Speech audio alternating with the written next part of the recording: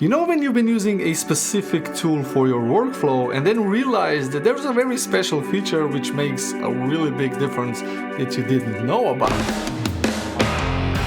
Well, today I'm going to show you a very special slider within Lightroom that really makes your photographs pop. So here I have a photograph that I've already focus stacked in Photoshop, and you can see it's nice and sharp all the way through from the foreground to the background. Nothing to do with this video, I just wanted to brag as to how sharp this photograph is. So before I show you this, I'm first going to add some basic adjustments just so that we can see a little bit clearer what we're actually doing. So I'm gonna start with the auto. This works really nice in most cases, but you do have to tweak it sometimes. So I'm going to apply a bunch of radial filters to pronounce this subject a little bit more.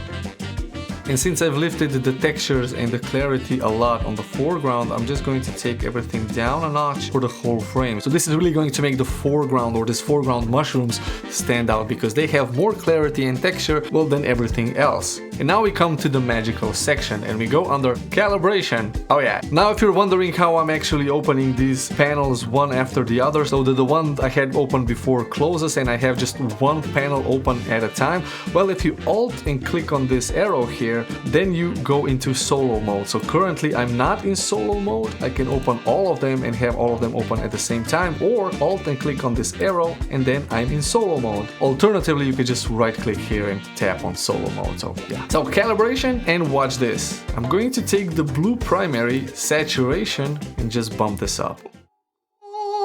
Yeah, I'm doing that. I'm sorry, it's annoying. But just by increasing the saturation on the blue primary, I'm getting so much more color, so much more vivid, poppy, oranges, greens, everything just becomes more saturated in kind of a natural way. So it's different than if I was to go to HSL, saturation, and just bump up the blue. This just affects the blue color and nothing else. And the red colors only affect the red colors, and the yellows, and the greens. But with calibration, I'm actually calibrating the three colors, the red, green, and blue, that are present in each pixel. So if I increase the saturation on the primary blue, I'm emphasizing that blue part of each pixel a little bit more. Now, because every pixel on the monitor is made out of three colors, the red, green, and blue, the RGB channels, I can affect how much saturation I get from each of these colors for each individual pixel. But of course, this is done in Lightroom, and it kind of simulates this effect that you have in a monitor, because in Lightroom each pixel is just one specific hue, one specific saturation,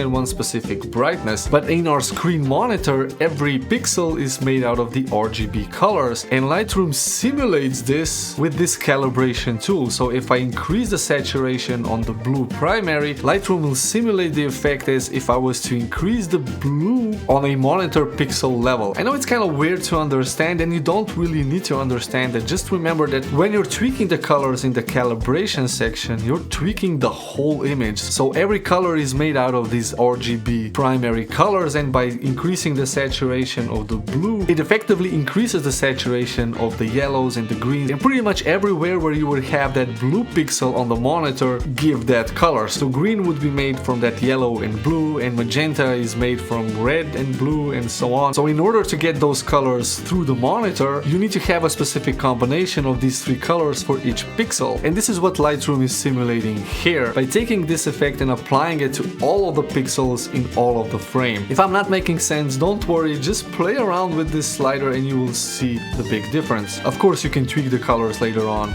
by adjusting the hues and the saturations here. So this is what I started with, and this is the end result. A much more poppy image, a much more vibrant and interesting photograph. If you didn't know this exists, hit the like button, because this really helps YouTube to promote the video and helps my channel to grow, and it doesn't cost anything, so thanks for that.